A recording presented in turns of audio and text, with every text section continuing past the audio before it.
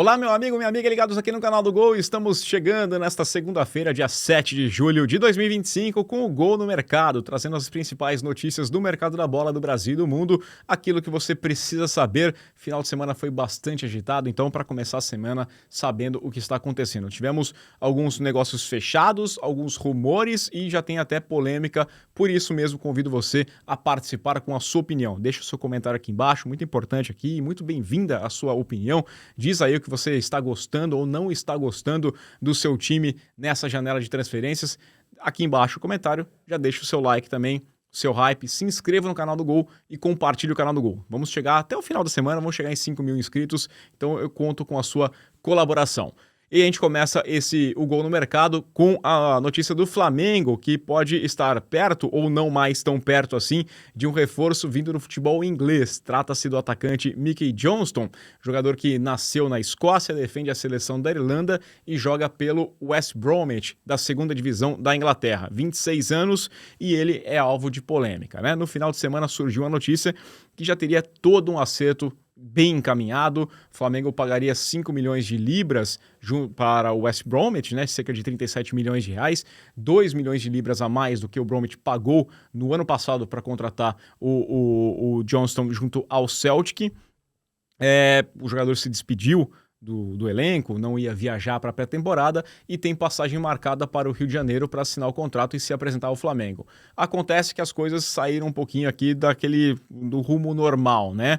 No final de semana gerou muita polêmica, a repercussão não foi boa nas redes sociais e nós tivemos ainda um relatório assinado pelos médicos, o José Luiz Runco e o Luiz Augusto Macedo, desaconselhando essa contratação. E aí começou uma guerra nos bastidores do Flamengo, com alguns questionamentos, inclusive, para o diretor de futebol, José Boto, que fez essa indicação. O Boto trabalhou com o Johnston no Vitória de Guimarães, no futebol português.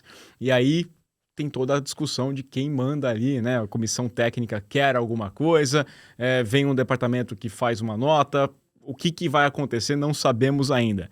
Pelas informações que surgiram nessa segunda-feira, todo aquele acerto pode ser cancelado, mas até o momento o jogador não sabe. Ele tem passagem comprada para terça-feira para chegar no Rio de Janeiro.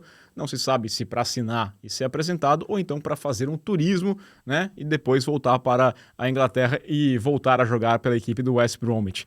Vamos aguardar aqui essa discussão, essa novela que promete novos capítulos ainda, quem sabe, nesta segunda-feira. Então fica ligado no gol.com.br, né? Tem a aba de Mercado da Bola, você vai ficar muito bem informado com toda certeza. Certo mesmo é que no Rio de Janeiro o Botafogo já tem um novo treinador, depois da demissão de Renato Paiva, que foi defenestrado, vamos dizer assim, pelo John Textor após a campanha no Mundial de Clubes. Temos David Ancelotti sendo o novo treinador, ele que é filho do técnico Carlo Ancelotti da seleção brasileira. De acordo com o GE.com, o acordo já foi fechado e o treinador deve se apresentar na semana que vem, assumir o comando do Botafogo a partir da semana que vem.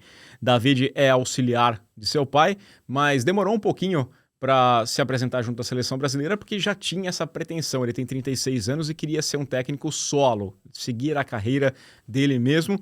Demorou para se apresentar na seleção porque negociava com o Como da Itália, um negócio que acabou não indo adiante. David trabalha com o Carlo Ancelotti desde a temporada 2011-2012, passou pelo Real Madrid, pelo PSG, pelo Everton, estava na seleção brasileira e primeiro trabalhou como preparador físico, depois virou auxiliar do Carlo Ancelotti. A comissão técnica do Botafogo ainda não foi definida e ele não deve estar no banco de reservas, né, no banco de comandando a equipe no final de semana, no jogo de sábado contra o Vasco, retorno do Botafogo ao Brasileirão. Cláudio Caçapa deve ser o técnico de forma interina mais uma vez. O novo comandante será o 7º da era John Textor, uma rotatividade bem grande aí com o dono do time, né, o norte-americano, que está nas graças da torcida, mas, bom, depois da vitória contra o PSG, comemorou o Renato Paiva e aí, depois da eliminação diante do Palmeiras, mandou embora o treinador e faz uma aposta, né? David Ancelotti é uma grande aposta, a gente não sabe como é que ele vai ser como técnico. No Palmeiras, uma peça importante pode acabar saindo do time, tá? Chamou a atenção durante o Mundial de Clubes o lateral Piquerez, lateral uruguaio, que pode estar a caminho da Juventus. Ele atraiu o interesse da equipe italiana e o time de Turim prepararia uma oferta de cerca de 18 milhões de euros, aproximadamente 115 milhões de reais. A indicação que a gente tem é que a diretoria do Palmeiras não quer saber de perder o Piquerez, que é peça importante nesse grupo, inclusive fez muita falta nas quartas de final contra o Chelsea, não jogou a partida porque estava suspenso, né? Segundo as informações que a gente tem, Leila Pereira e companhia querem rejeitar essa proposta e oferecer uma renovação, uma extensão contratual ao Piquerez. O atual vínculo dele se encerra no final do ano de 2026, mas aí faria aquela valorização, daria um aumento de salário ao Piquerez e estenderia também seu contrato para evitar um interesse, um assédio maior do futebol europeu. Piquerez tem 26 anos e pelo Palmeiras já tem 194 jogos com 16 gols marcados e 16 assistências. Os times brasileiros podem ter um nome aí interessante para, quem sabe, tentar repatriar. Estou falando de Malcom, que está negociando uma rescisão contratual com o Al Hilal depois da eliminação diante do Fluminense nas quartas de final do Campeonato Mundial. Apesar do bom desempenho dele dentro de campo, inclusive marcou um gol contra o Manchester City, mas segundo a imprensa local, a imprensa dos Emirados Árabes, o jogador vive um momento conturbado junto à direção quando se trata de assuntos fora de campo, né? Tudo piorou quando o Malcom se envolveu em uma discussão com torcedores depois dessa derrota diante do Fluminense na sexta-feira. O time saudita trabalha para uma reformulação de seu elenco, um elenco que conquistou muitas coisas e teve aí esse grande feito, né, de eliminar o Manchester City do Mundial.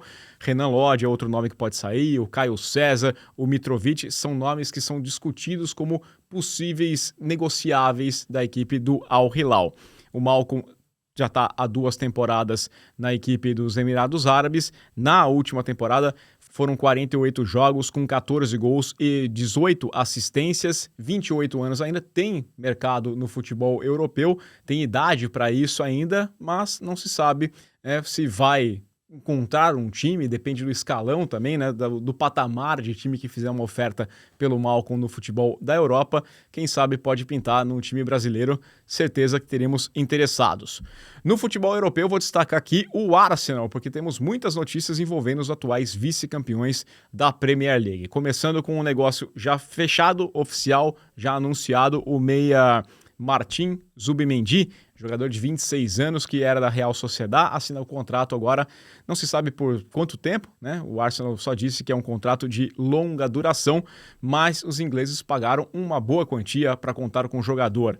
Pagou a multa rescisória junto à Real Sociedad, 65 milhões de euros, o equivalente a 415 milhões de reais. Zubimendi, que foi campeão da Eurocopa com a seleção espanhola, estava com o grupo na Liga das Nações nessa última data FIFA, né, nessa disputa que teve no futebol europeu no mês de junho, a seleção espanhola perdeu a final para Portugal e ele, o Zubimendi, agora é o segundo reforço já oficial do Arsenal nessa janela, né? O primeiro foi o goleiro Kepa, contratado junto ao Chelsea, ele que é reserva para o Raya. Outros 2 nomes podem estar chegando também lá ao Emirates Stadium. Estou falando primeiro de Noni Madueke, um atacante que é jogador do Chelsea, né? Está na disputa do Campeonato Mundial, jogou o segundo tempo no jogo contra o Palmeiras e já teria acertado todas as questões particulares, né? Entre o Arsenal e o Madueke já estaria tudo certo, inclusive com um contrato já engatilhado para 5 anos, restando então apenas a negociação entre o Arsenal e o Chelsea, os 2 rivais de Londres. Na última temporada foram 45 jogos para o Madueke na equipe do Chelsea, com 11 gols marcados e 4 assistências.